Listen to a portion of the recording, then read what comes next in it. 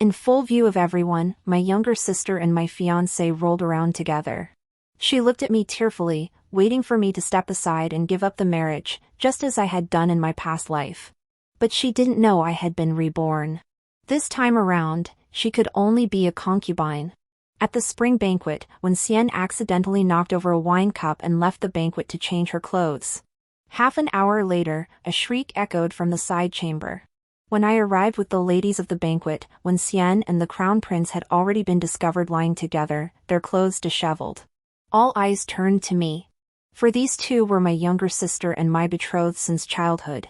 Father sat in the main hall, his face ashen. When Xian knelt on the floor, sobbing in gasps. By the time my stepmother arrived, Father had already invoked the family discipline. Seeing her approach, Father raised the rod high in his hand and brought it down. Just like in my previous life, my stepmother stepped forward and delivered several hard slaps to Xian's face. "I'll beat you to death, you shameless creature." When Xian's cheeks instantly swelled high. It was Father who couldn't bear it anymore and stepped in to stop the concubine. Only then did the concubine collapse, as if deflated, kneeling beside Xian and weeping together with her.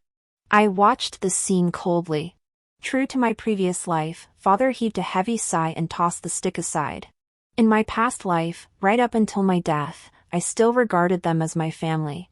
Yet after I died, they trampled over my bones, squandered my wealth, and step by step molded Xian into the virtuous and gracious lady of the Marquis' manor, all to win praise. As for me, the former legitimate daughter of the Wen family and betrothed to the Marquis' heir, I became nothing more than a subject of scorn in people's idle chatter. "Oh, you mean that unfaithful harlot?" My palms stung fiercely from my nails digging in. This lifetime, I would never let myself die tragically and in vain like I did last time. Young Miss, Xianer must have fallen victim to someone's schemes. Please do not hold it against her. My stepmother wiped her tears, rose, and took my hand. Rest assured, I will send her to the family shrine tomorrow. Her eyes brimmed with hope as she looked at me. In my past life, unable to bear seeing her and Father grieving, I had proposed breaking off the engagement. After all, I never cared for the Marquis' heir my maternal grandmother had chosen for me. Yet, through her silver tongue, she had persuaded Father to agree to my marriage to her maternal nephew. But this time, I won't. I exhaled deeply, relieved, then lifted my head, eyes reddened. "Are you truly willing to let her go?" "I feared you might refuse." But Xianer was caught in plain sight this time. Rumors spread like wildfire. For Yenner alone, it matters little, I could stay home to serve Father. Yet the other sisters. They'll inevitably gossip. Her eyes narrowed sharply, clearly taken aback by my words.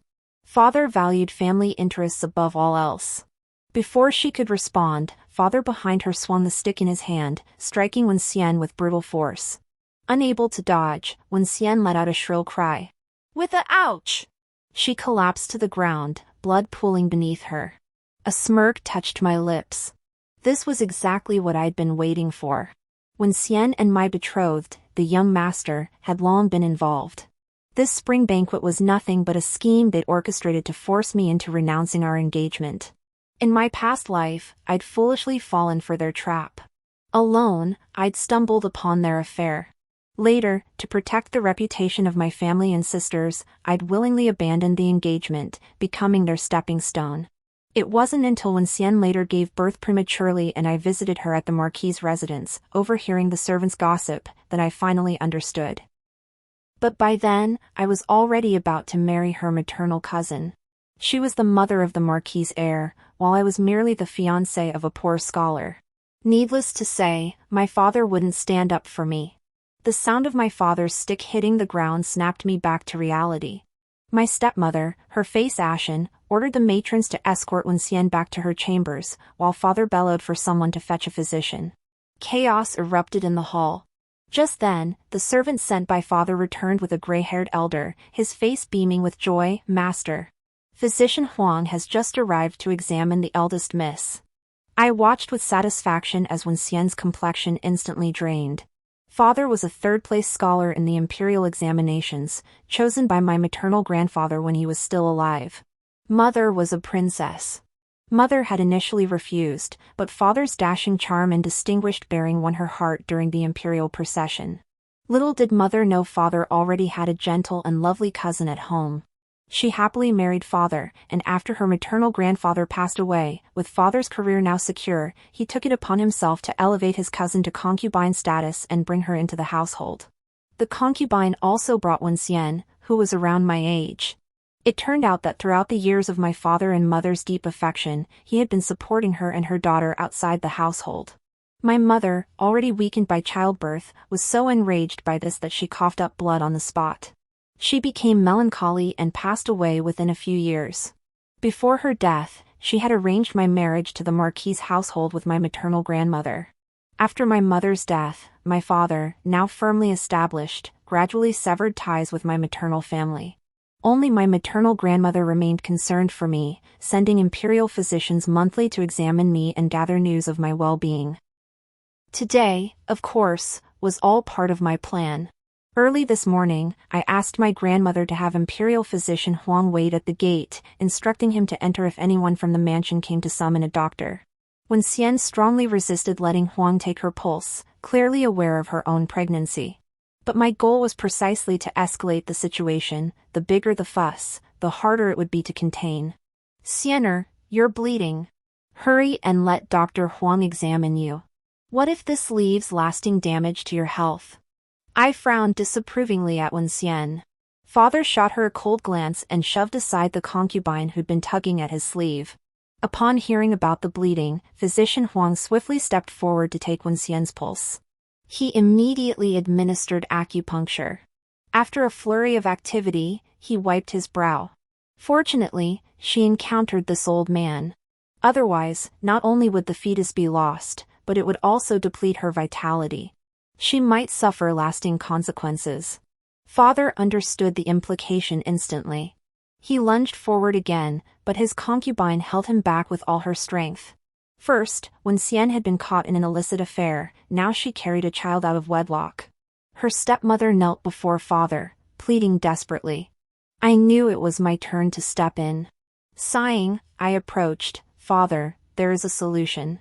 A formal marriage with a grand wedding procession might be too late for Xian's pregnancy, but she could become a concubine. Father heard this and slammed his fist hard into the wall.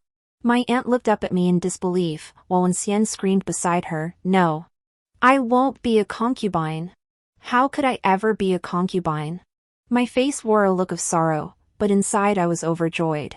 If you refuse to be a concubine, then perhaps you wish to shave your head and become a nun?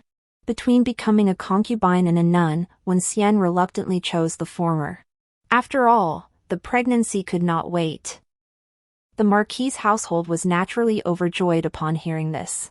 Their initial agreement to the marriage had been solely out of respect for my maternal grandmother. Wen Xian, however, was merely a concubine's daughter. To marry a concubine's daughter over a legitimate heiress, no matter how deeply the heir was proclaimed to love her, would invite gossip. Especially after Wen Xian and the heir had caused such a scandal, bringing utter disgrace upon the Marquis's household. After both sides reached an agreement, Wen Xian, looking wronged, carried only a single box of trousseau as a small sedan chair delivered her to the Marquis's residence. Before her departure, I went to add to Wen Xian's trousseau, though you are to be a concubine, you carry the air of the young master. Surely, through your son, you will gain status. Wen Xian retorted furiously, Wen Yan, don't gloat. Had you not meddled, the crown prince would have promised me the position of primary wife. I couldn't help but clap my hands in laughter. So what? Remember this, sister, had I not intervened, all your scheming would have earned you nothing more than the status of a mere concubine. Warm Xian, enraged, pulled out the jewelry I had given her, intending to smash it on the floor. Yet, hesitation crept in because of its immense value. I turned away with a cold laugh. In my previous life, I cherished our sisterly bond and never guarded against her. Thus, I invited a wolf into my home, ending in a tragic fate. Now that she is merely a concubine, how could she possibly ease the hatred in my heart? Not long after Wen Xian entered the Marquis's residence, the Marquis's wife brazenly came calling. I paid it little mind at first, but when I learned they were discussing my marriage, I couldn't help but laugh bitterly. They could scheme against anyone, but when it came to me, they would never succeed. After mother passed, father did consider remarrying and even had a suitable candidate in mind. But the concubine was quite cunning, leading father to mistakenly believe that woman could not tolerate me or her own daughter. That is why he abandoned the idea. For father, this new wife was not essential, especially since he still needed my grandfather's support at the time. Thus, over the years, the household management fell into my stepmother's hands. Having managed the household for so long, it was unexpected that my stepmother began to see herself as the mistress of the one household. When I arrived at the flower hall, Lady Ho and my stepmother were deep in conversation. Seeing me enter, my stepmother paused, startled. "Yenner, why have you come?" "By proper etiquette, you should address me as the eldest daughter," I remarked, casting a cool glance her way. Her face paled visibly, clearly taken aback that I would publicly embarrass her before Lady Ho. I then turned to Lady Ho. "Yenner greets you, Lady Ho." The smile on Lady Ho's face instantly stiffened. The bracelet she just slipped off her wrist to offer me was abruptly pulled back onto her own. As a woman of the inner quarters, I should not be receiving guests. Yet with no mistress of the house, my concubine has been left to entertain visitors. "I truly apologize for the inconvenience, Lady Ho." I pretended not to notice. "May I ask what brings you here today?" Madame Ho's face flushed alternately pale and crimson. After exchanging polite pleasantries, she rose to take her leave. The concubine attempted to detain her, but I stepped between them. My cold gaze swept over the concubine's face. A mere concubine dares meddle in the marriage of the legitimate daughter? Does the concubine presume that managing the household chores makes her the mistress of this estate? "You think you're worthy?" With a thud, the concubine knelt, this servant overstepped. "Please forgive me, eldest daughter." But reprimanding the concubine wasn't a long-term solution. Though I could suppress her with propriety and status, she remained father's bedmate. Once or twice, father might overlook it. But if it happened often... After all, I was merely a daughter. Thus, I turned my thoughts to the woman father had once favored, Jiang Ruo. Jiang Ruo was the daughter of a military officer. With men in her family wielding swords and spears, she held a particular fondness for scholars. Unfortunately, she had long accompanied her elder brother on frontier campaigns. By the time she returned to the capital, she was past marriageable age. Neither high nor low in status, she remained unmarried. Later, when father sought a new wife, someone suggested Jiang Ruo. He came to see her, and at first glance, she was taken with father's appearance. But Jiang Ruo was too straightforward, unfamiliar with the intricate ways of the inner quarters. That's how she fell into the concubine's trap, leading father to mistakenly believe she couldn't tolerate me or her mother and daughter. In my previous life, until my death, I heard she remained unmarried. On the day Jiang Ruo and I met, she rode in on horseback, clad in a red riding outfit. Upon entering, she scrutinized me from head to toe, her face filled with confusion. "Was it you who wished to see me?" I bowed respectfully to her. "Had your marriage to father been consummated that year, today I, Yenner, would have had to address you as mother." Jiang Ruo paused at these words. "How difficult for you to still remember me." "Yenner has come today to ask Miss Jiang one question. Do you still hold affection for my good-for-nothing father? Are you willing to enter the one household as its mistress?" I bowed low before her. Jiang Ruo remained silent, only staring intently at me. I couldn't help but sigh. I know the harm my stepmother caused back then.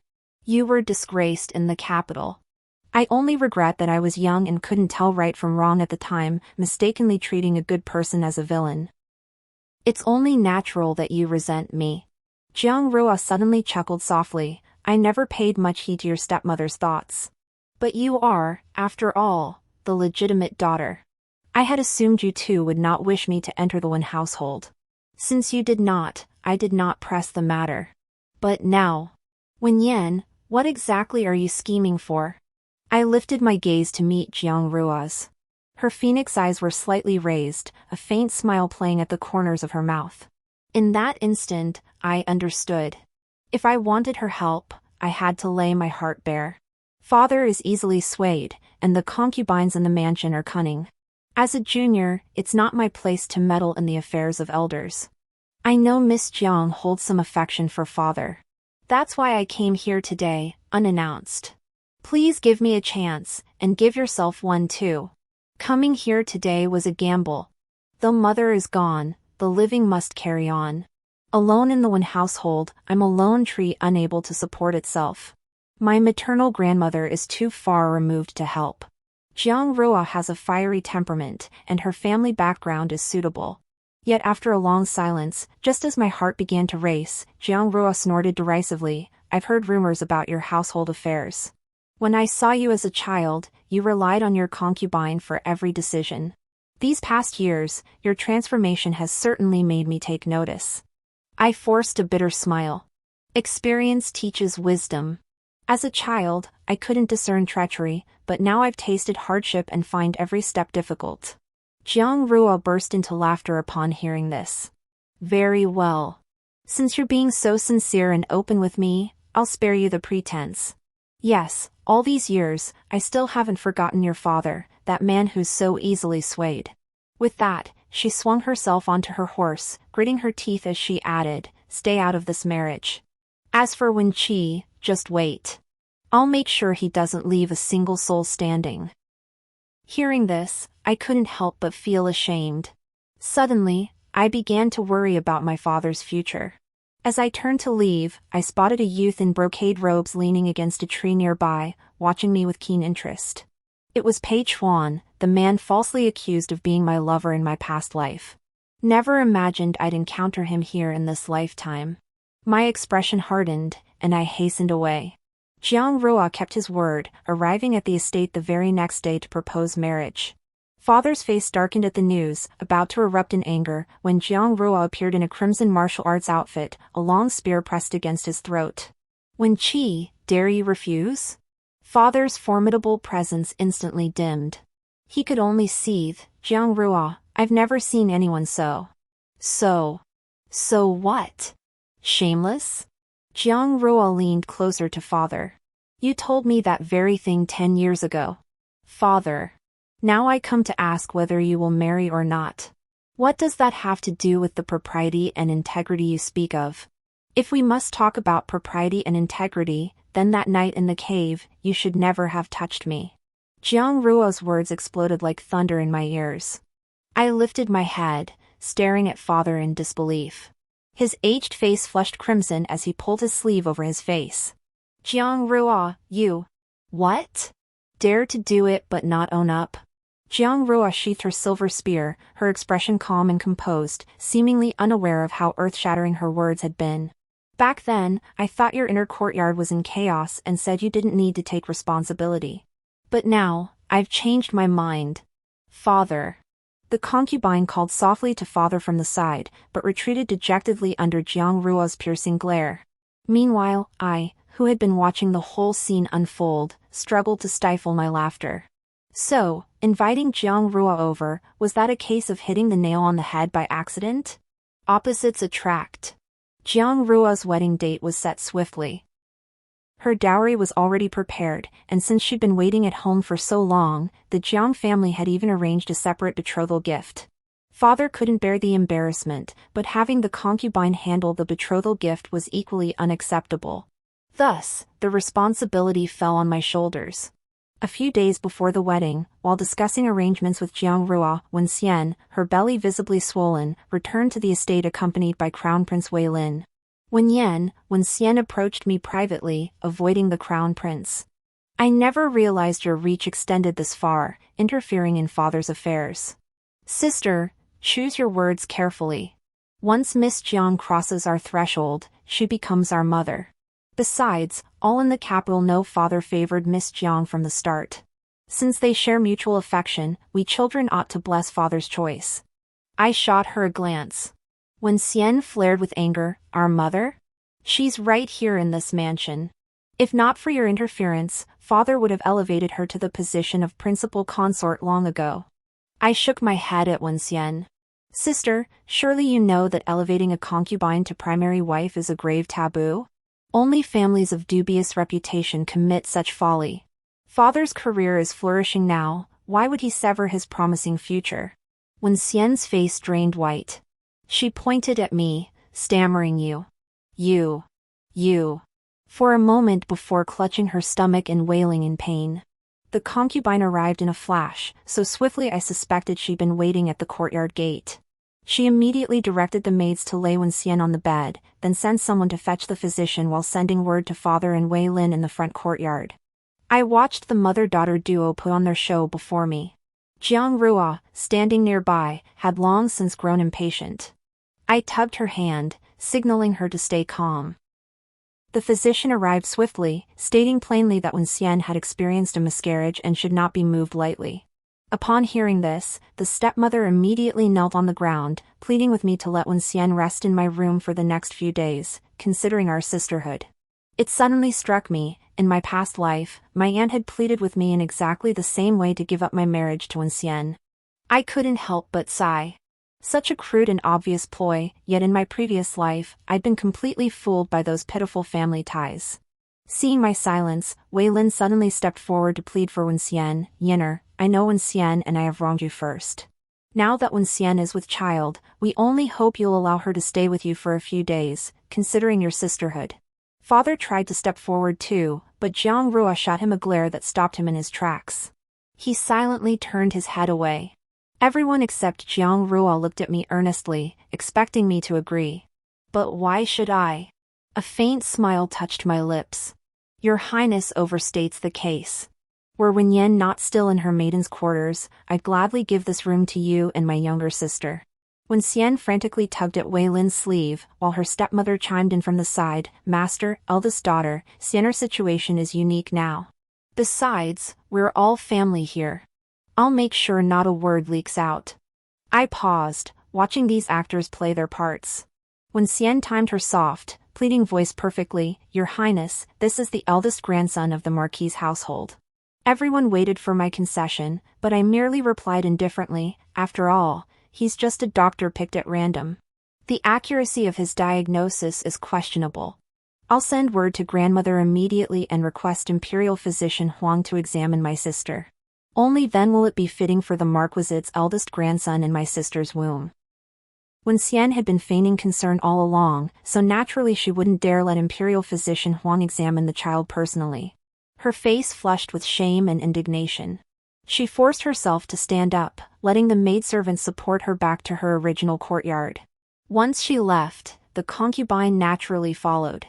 Jiang Rua gave her father a cold snort, and he too shuffled awkwardly away. When I turned back, only Wei Lin remained in the room. I looked up at him, and he was looking at me too. Seeing me turn, he smiled, Yinner. I took a few steps back. Why hasn't your Highness left yet?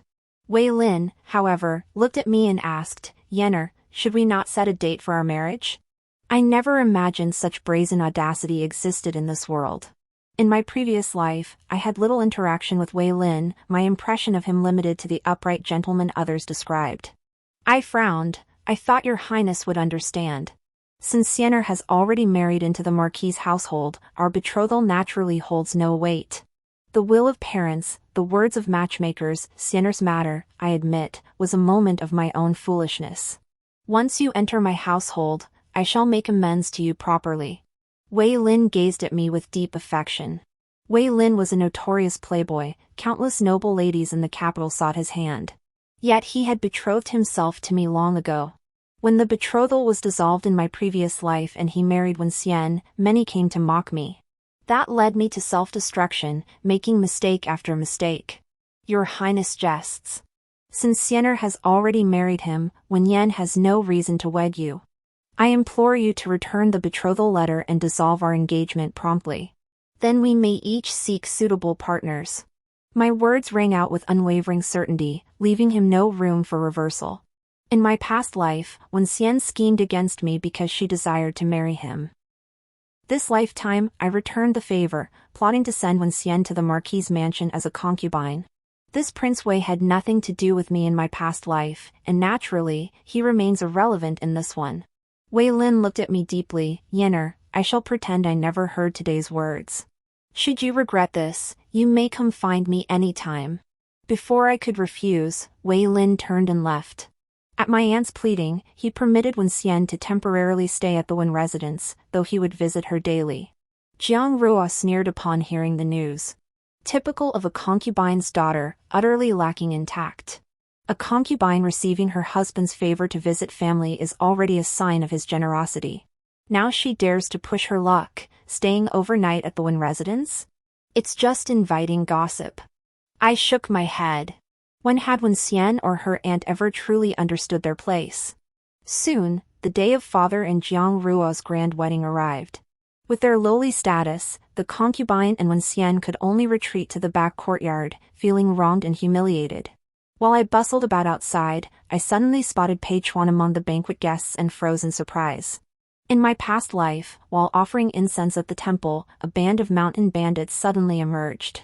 They forcibly carried me up the mountain, intending to extort money from the Wen family.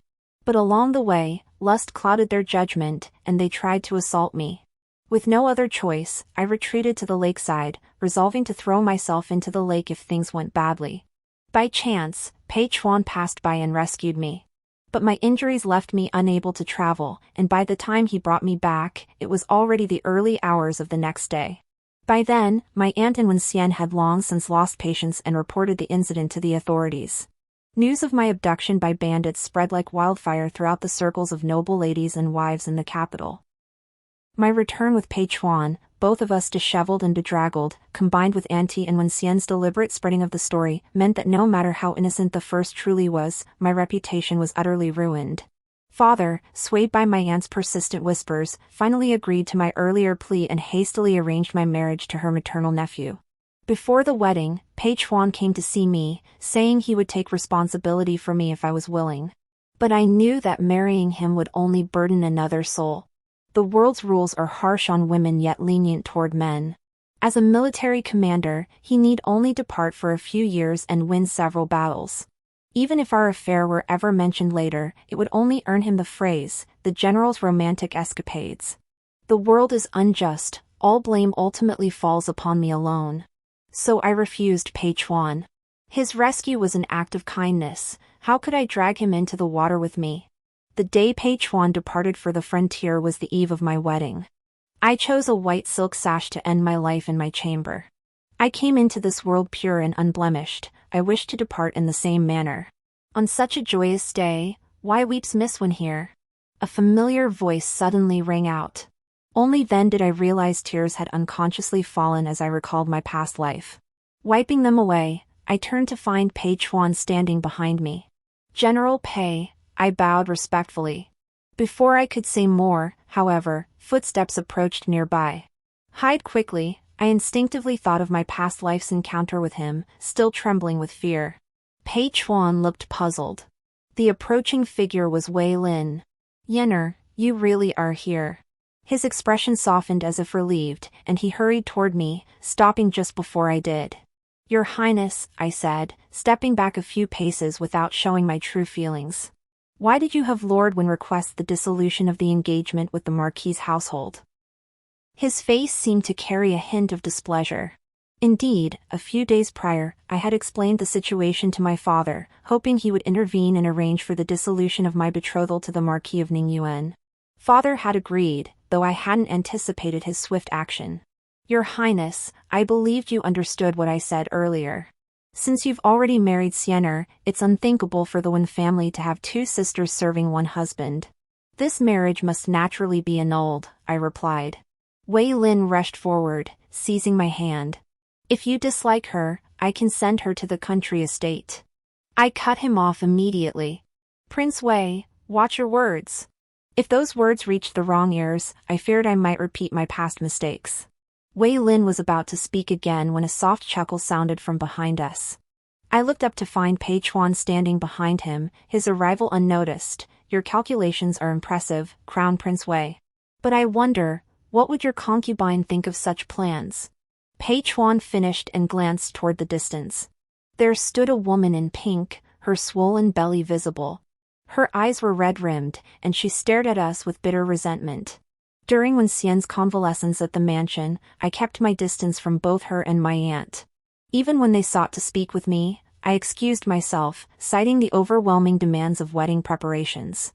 After all, she carried the heir of the Ningyuan Marquis's household.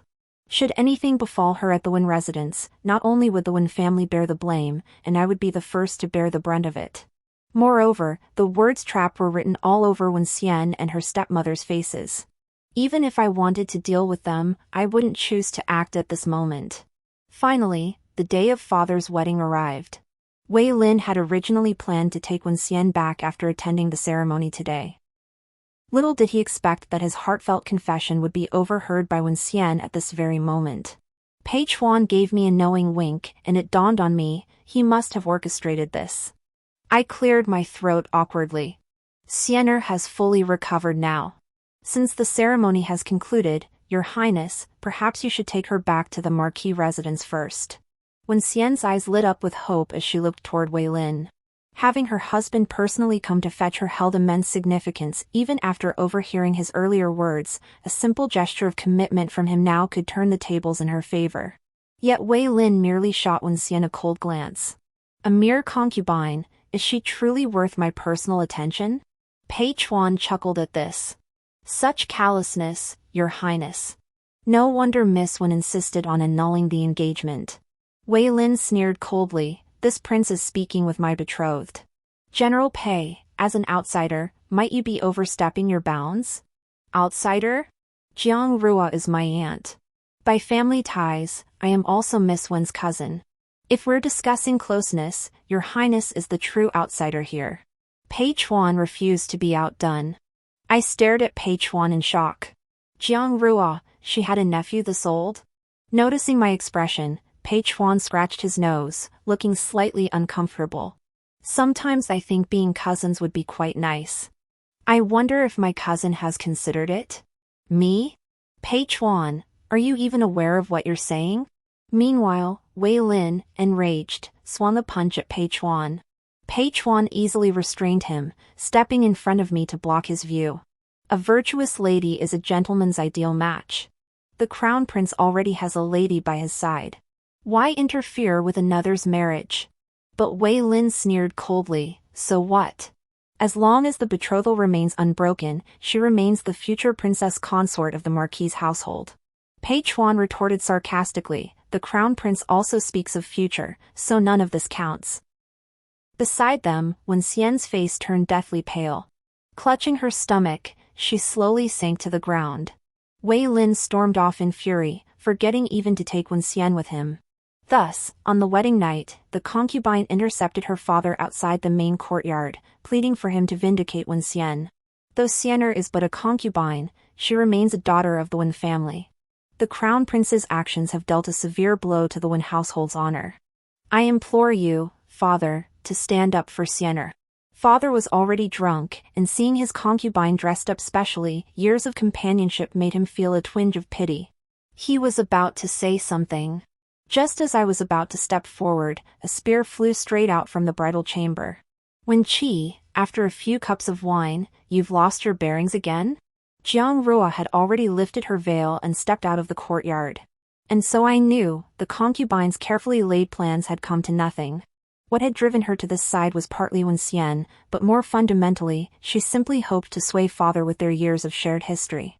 If she could stir his old affection, she might gain the chance to stand on equal footing with Jiang Rua, just as she had once done against her own mother. Yet years of pampered existence had transformed her from the patient young concubine of old. And Jiang Rua was no longer mother. Wen Xian offered herself to become a concubine in the Marquis' household solely out of respect for the master. That a mere concubine like you would be so short-sighted is one thing. But now that I have entered this household, the Wen residents will no longer tolerate such behavior. It's utterly improper. Jiang Rua declared with force. The concubine's pleading eyes turned to father. The cold wind had sobered him somewhat, and Jiang Rua's words held truth. With impatience, he dismissed the concubine, recognize your place. The concubine's face turned ashen, and she collapsed to the floor. She knew her final bargaining chip was gone. I had a carriage prepared for Wen Xian.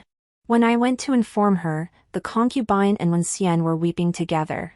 Seeing me arrive, Wen Xian spat angrily, Wen Yan, have you come to mock me? Mock?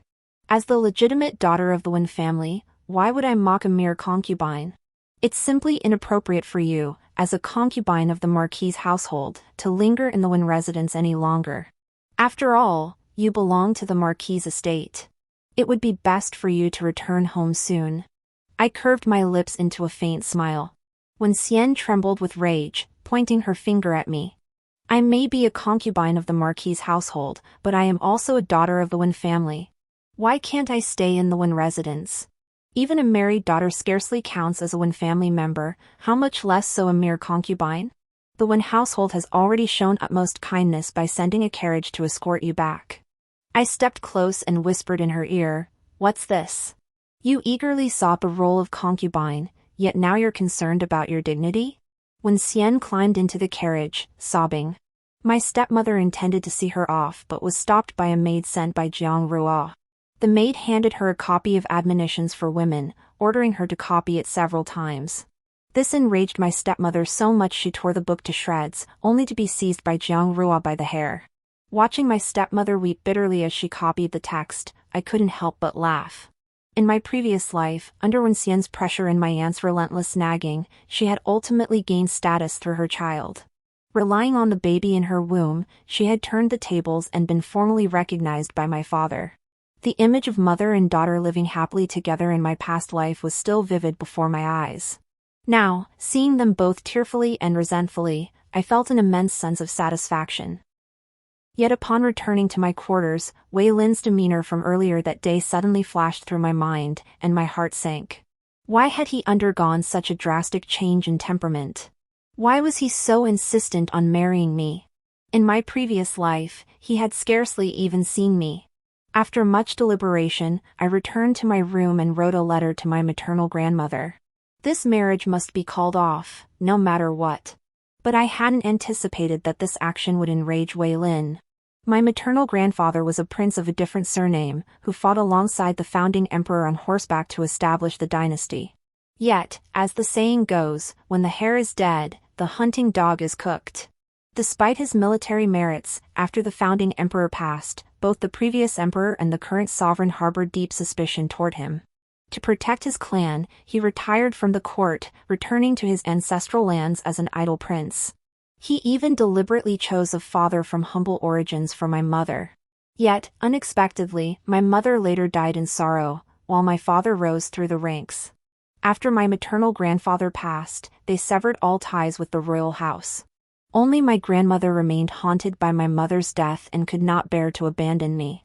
Thus, under the pretext of monthly visits by a trusted imperial physician to examine me, she ensured I suffered no injustice within the Wen household. Yet in my previous life, under the careful guidance of my stepmother, I cultivated a spoiled and willful disposition, a trait that ultimately brought about my own downfall. I wrote to my maternal grandmother, and she acted swiftly. Though my grandfather remained detached from worldly affairs, he still possessed some connections. Within days, the Marquise's wife, unable to withstand the pressure, withdrew the betrothal notice. It was Wen Xian who delivered the notice. When Wen Xian handed me the notice, her face twisted with venom. "Wen Yan, if you don't want the position of crown prince's consort, why didn't you give it to me back then? What's honey to one is arsenic to another. You're not me, how could you possibly know my thoughts? Why do you always assume I think like you? Besides, what bond exists between us beyond that thin thread of blood?" I took the invitation and turned to leave. "Wen Yan, you'll regret this," Wen Xian shouted after me. I smiled faintly, neither confirming nor denying. As a concubine's daughter, Wen Xian had always aimed to marry into a prestigious family to elevate her status. Yet she failed to see that while humble households have their daily struggles, noble families harbor their own loneliness and desolation. Countless women spent their entire lives in the inner quarters striving tirelessly, placing their husbands above all else, unaware that the security gained by clinging to a man was as fleeting as a mirage, all dependent on his whims. Only self-respect is the foundation upon which a woman can stand. This was the bitter lesson I learned in my previous life, paid for with my death. Yet, unexpectedly, news soon reached me from the inner courtyard that Wen Xian had suffered a miscarriage. Upon receiving the news, I couldn't help but frown. With father and Jiang Ruo both on duty at the prefectural office today, as the sole master of the household now, I naturally had to go and see for myself. Arriving at the concubine's quarters, the courtyard was already in utter chaos. When Xian lay on the bed, her face as pale as gold foil, blood steadily seeping from beneath her, a truly horrifying sight. Though the physician arrived swiftly, the child within her could not be saved. The fetus had to be delivered. However, when the physician declared that this miscarriage had damaged her womb fundamentally, leaving her likely unable to conceive again, when Xian collapsed onto the bed in despair. Admittedly, seeing Wen Xian reduced to this state brought me a certain satisfaction. Yet, upon glimpsing her now flat belly, the thought that her parents' misfortune should not befall their child stirred an uneasy pang within me. Wen Xian and I had little to say to each other, and soon an awkward silence settled over the room. I rose to take my leave, but Wen Xian suddenly spoke in a hoarse voice, "Wen Yan, do you know? If it weren't for you, I wouldn't have lost my child." Immediately after, I was struck from behind. Darkness engulfed my vision as I collapsed. When I regained consciousness, I found myself in a dimly lit chamber. Standing before me was Wei Lin. It dawned on me then, Wei Lin had sacrificed his own child to abduct me. Why did he treat me this way in this lifetime? Ever since Wei Lin inexplicably confessed his feelings to me, refusing to withdraw the betrothal notice no matter what, I grew suspicious. So I asked Jiang Ruo to investigate Wei Lin for me. Little did I know, Jiang Ruo was too busy dealing with her father and promptly handed the task to Pei Chuan. She even winked at me, clearly hinting at matchmaking. Pei Chuan's intense gaze made me distinctly uncomfortable, but my attention was quickly drawn to his next words. He said Wei Lin had fallen into a high fever after returning from that spring banquet, lasting 3 full days and nights. After the fever broke, his personality changed drastically. It was from that moment onward that his attitude toward me shifted, becoming adamant about marrying me. I couldn't help but recall the stark contrast between the 2 times I'd met Wei Lin. Back then, I'd already suspected Wei Lin might have been reborn too. But since I'd barely seen him in my previous life until my death, I couldn't be certain. Just as I was lost in thought, Pei Chuan suddenly asked me, "Actually, Yenner, there's something I've always wanted to ask you. Have you also been reborn too?" I stared at Pei Chuan in disbelief. Good heavens! Wei Lin remains uncertain, yet I've unwittingly exposed Pei Chuan? Seeing my expression, the usually composed Pei Chuan scratched his head awkwardly. "You look quite different now compared to your previous life." I flung a teacup straight at him. Pei Chuan didn't even dodge, only chuckling foolishly. With an ally gained, I had more room to maneuver. Wei Lin had grown paranoid lately. I couldn't predict when he'd strike, so annulling the engagement was my way of provoking him. I dared not let my guard down, but since I didn't know how Wei Lin would act, Pei Chuan gave me a special incense after learning of my situation. He discovered this incense during his military service in a foreign land in his previous life. Applied to the skin, it was colorless and odorless, detectable only by specially trained bees. I concealed the scent within my jade bracelet. The moment I awoke to find myself abducted by Wei Lin, I activated the mechanism in the bracelet, releasing its fragrance. This bracelet had been specially commissioned for this purpose. Hairpins and earrings can be removed, garments can be changed, but this jade bracelet is nearly impossible to take off. Without Wei Lin's awareness, he would never casually dispose of this bracelet. Pei Chuan knew about our rebirths. The moment he discovered my disappearance, he would begin searching for me. He even offered to give me the family heirloom gemstone he always wore around his neck, saying it was a life-protecting artifact passed down by his ancestors. I dared not accept such a precious item.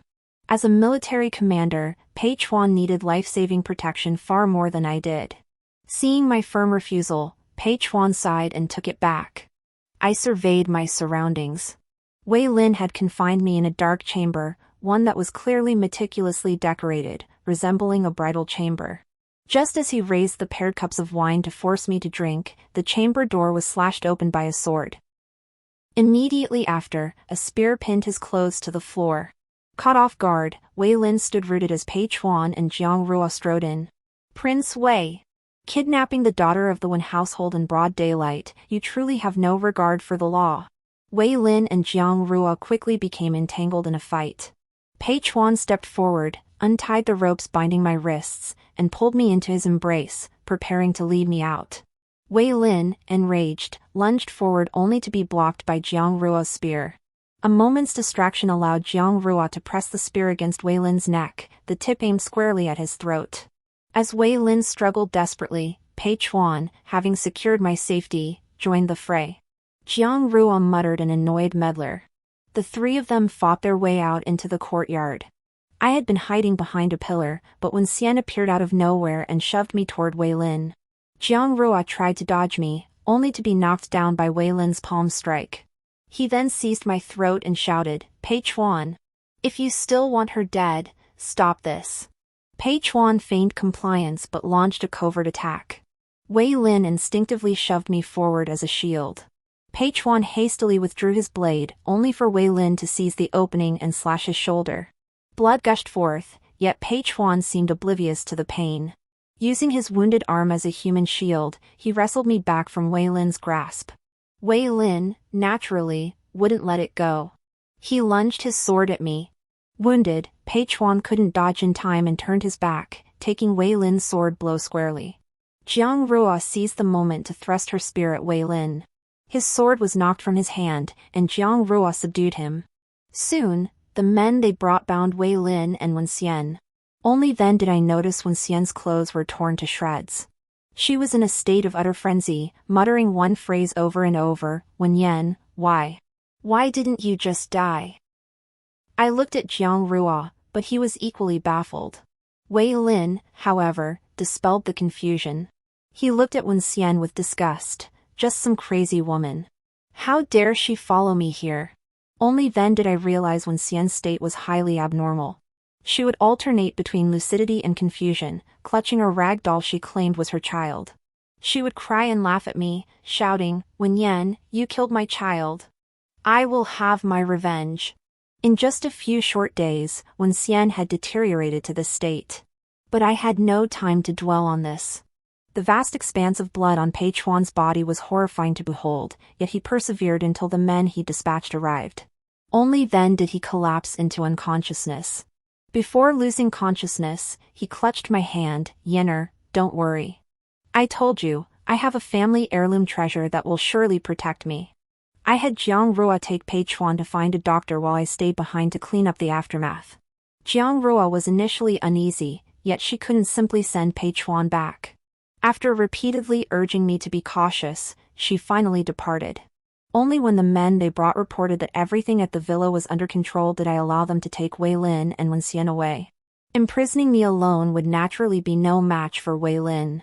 But Pei Chuan had long been gathering evidence of his crimes in secret.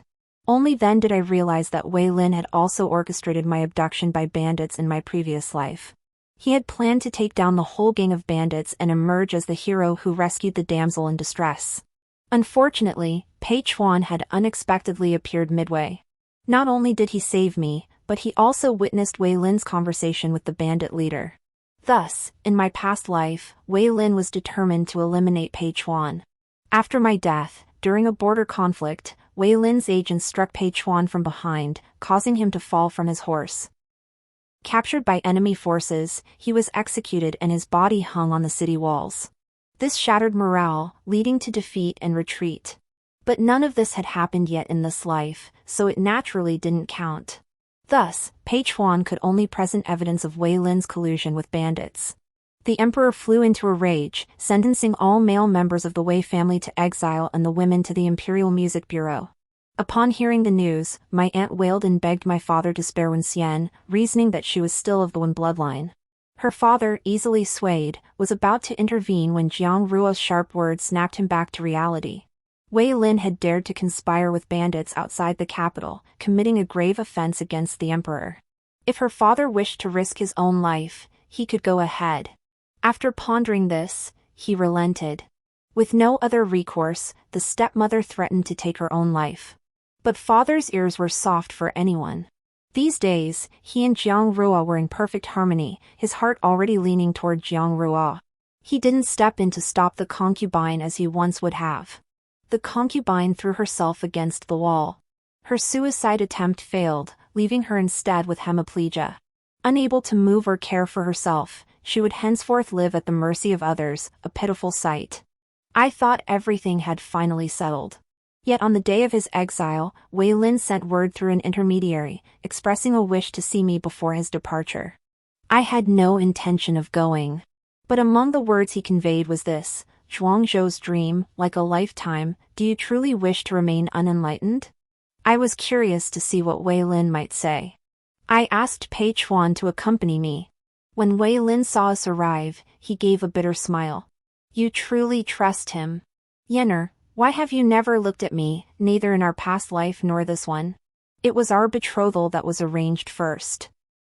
If that's all you wish to say, I'm afraid I cannot stay. With that, I gave Pei Chuan a meaningful glance and made to leave. Only then did Wei Lin reveal the truth: I hadn't truly died back then, clinging to a thread of life. He had sought out renowned sages and extraordinary individuals, desperate to save me. Eventually, he learned of a miraculous stone in this world with the power to revive the dead. But this stone was held by a small tribe, one long destroyed by war. He combed through every record and interviewed countless veterans of that era before discovering the truth: that small tribe had been annihilated by the ancestors of the Pei family. The benevolent Pei ancestor, knowing the tribe was inherently peaceful and had only joined the war out of necessity, had allowed the surviving members to retreat deep into the mountains, never to reappear in the world. The miraculous stone was a gift presented to the Pei ancestor by the tribe's chieftain at that time. The Pei family patriarch passed it down as a family heirloom. When Pei Chuan's body was brought back, the Pei family brought out this treasure, hoping it could save Pei Chuan's life. Wei Lin infiltrated the Pei residence and stole it. Little did anyone know that the moment the stone was taken out, it turned to powder and entered my body. When I opened my eyes again, I had been reborn. I frowned, glancing at Pei Chuan and then at the thin cord around his neck. Presumably, the stone Wei Lin mentioned hung from that cord. Pei Chuan was also watching me, clearly having come to the same realization. So this was why all three of us had been reborn. All worldly phenomena are like dreams, illusions, and bubbles. Though bizarre, since we had all been reborn, such a strange occurrence seemed plausible. I just never imagined that being reborn would still mean sewing a wedding dress for someone else. In the last life, you didn't love me, and in this life, you still didn't choose me. Wei Lin sighed. Yenner, sometimes I truly wonder, if only I'd been reborn sooner, might this life have unfolded differently? It wouldn't have. I shook my head at Wei Lin. You had countless chances to change things, yet you always believed everything was under your control. You despised the arranged marriage your family set up. Even without the spring banquet incident, you possessed 1,000 in 10,000 ways to refuse it. Yet you never imagined that an ordinary girl like me would willingly cede the hard-won marriage to the Marquis' household to my younger half-sister. That piqued your curiosity, so you married Wen Xian on a whim, then let her bully and humiliate me. Even after learning of my engagement to the scholar, you fanned the flames, spreading those baseless rumors about me and Pei Chuan. If this is the so-called love spoken of by the Crown Prince, it is truly revolting. After my death, I finally found release, yet you disregarded it all. Driven by your own sordid desires, you forcibly kept me in this world, feigning deep affection. Wei Lin, you claim you endured hardships in your past life to save me. But have you ever considered that my death in that life was actually your doing? And did I ever choose to awaken to accept your so-called love? Oh, and Pei Chuan, you not only caused his death but also robbed the Pei family of their hope. Wei Lin, your so-called love is something Wen Yan truly cannot bear. Wei Lin's face paled inch by inch. Wen Yan, believe it or not, the moment I caught sight of you at the spring banquet, I knew you were the woman I would marry. But I refused to let my family have their way so easily. So I tacitly allowed Wen Xian into my chambers. I never imagined that one misstep would lead you to demand the annulment so decisively. In this new life, I intended to reject Wen Xian, yet your schemes led me down the same path as before. I thought everything would change with this fresh start, but I never knew. You too. I turned back, smiling at Wei Lin's pleading gaze. Your love, Prince, is nothing but for this shell of mine. As you said, whether in the past life or this one, you had countless chances to save us both, yet you never made a choice. Because you were weighing your options. Your Highness, what you feel for Wen Yan isn't love. Your so-called love is merely your possessive nature running wild. From start to finish, the only one you've ever loved is yourself. Your Highness, the road ahead is long, the mountains high and rivers deep. We shall never meet again. I took my leave and departed with grace, Pei Chuan following closely behind. With the stepmother no longer standing in the way, Jiang Rua, being the straightforward soul she was, strongly supported my efforts to reconnect with my maternal grandmother. Once the dust had settled, I sent a letter to my maternal grandmother. In the letter, I omitted the fact that I had lived another life. I only mentioned that father and Jiang Rua treated me like their own daughter, hoping to ease my grandmother's worries. Though I wished to mend the relationship between the Wen family and my maternal family, I would not force it. Mother's passing was a thorn lodged in my grandmother's heart. That she was willing to support me, simply because I carried my mother's blood, was already the greatest concession she could make. Jiang Rua asked me what my future plans were. I told her I wished to traverse the mountains and rivers of Great Xia, to see the world beyond the confines of a maiden's chamber. But being a woman, I knew I must make thorough preparations before setting out. Jiang Rua merely smiled at me. I always knew you were a woman of your own mind. Within days, several martial maids arrived at my courtyard, all skilled fighters Jiang Rua had personally selected for me. Go if you wish. Her 4 bold, carefree characters were scrawled on a note delivered by one of the maids. Jiang Rua had made thorough preparations, even having the maids inform me she'd already spoken to my father. I had no idea how she'd persuaded father, but when he and Jiang Ru came to see me off, I nearly laughed out loud at the obvious bruises under his eyes, clearly the work of someone's violent hand. Before I left, Jiang Ru pulled me aside. Go see this beautiful land for me too. I smiled in agreement, but when I looked up again, I saw that though she was smiling, her expression was tinged with melancholy. Once a woman marries, she becomes bound. Like Jiang Rua, though she possessed a mind as deep as valleys, she too could not break free from the shackles of this world. That was why she supported me, understood me. I squeezed her hand, gave her a smile, and then stepped into the carriage. Pulling back the curtain, I gazed at the bustling scene within the capital city. My heart grew faint. Once I left, who knew when I might return? Fearful that even old friends might not recognize each other upon meeting again. Yet I never imagined that the moment I reached the dock, a dashing young man would stand before me. Pei Chuan winked at me. I happen to have business along the same route as Miss Wen. Might I join you for a stretch? I shook my head. Pei Chuan froze. Miss Wen? Through 2 lifetimes of storms, I've been fortunate to have your silent protection. Wen Yan is profoundly grateful. Yet a woman's gratitude need not be expressed only through the cliched trope of pledging her body, as seen in those storybooks. I bowed to Pei Chuan. For the road ahead, Wen Yan wishes to forge her own path. Should you ever require my aid, though my strength is meager, I shall plunge into boiling water or fire without hesitation. Pei Chuan smiled with understanding and made no further attempt to detain me. I turned and boarded the boat, his gaze burning hot behind me. I know Pei Chuan cherishes me deeply. In this life, I am consumed by vengeance. I do not know why I was granted a second chance, only that I seek justice for myself, and I have poured my very soul into this quest. I once believed that even if I avenged my greatest wrongs, it would leave us both broken. Yet there exists someone who treasures me like a precious jewel, who guards my safety, and who would willingly sacrifice 2 lifetimes to pull me from this mire. I ought to be grateful.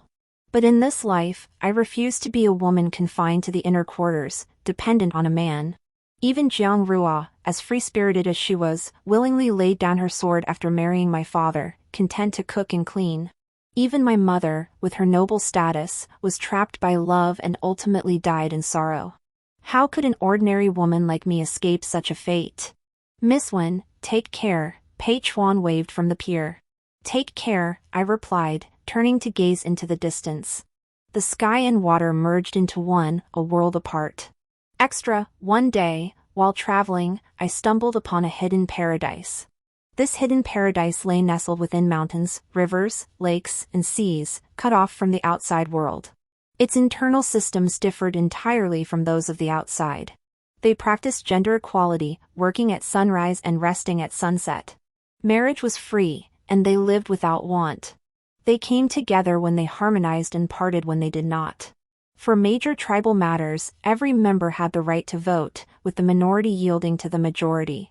They wore simple garments and welcomed me warmly upon my arrival. They brought out various mountain delicacies to treat me, saying no one had set foot here for 100 years.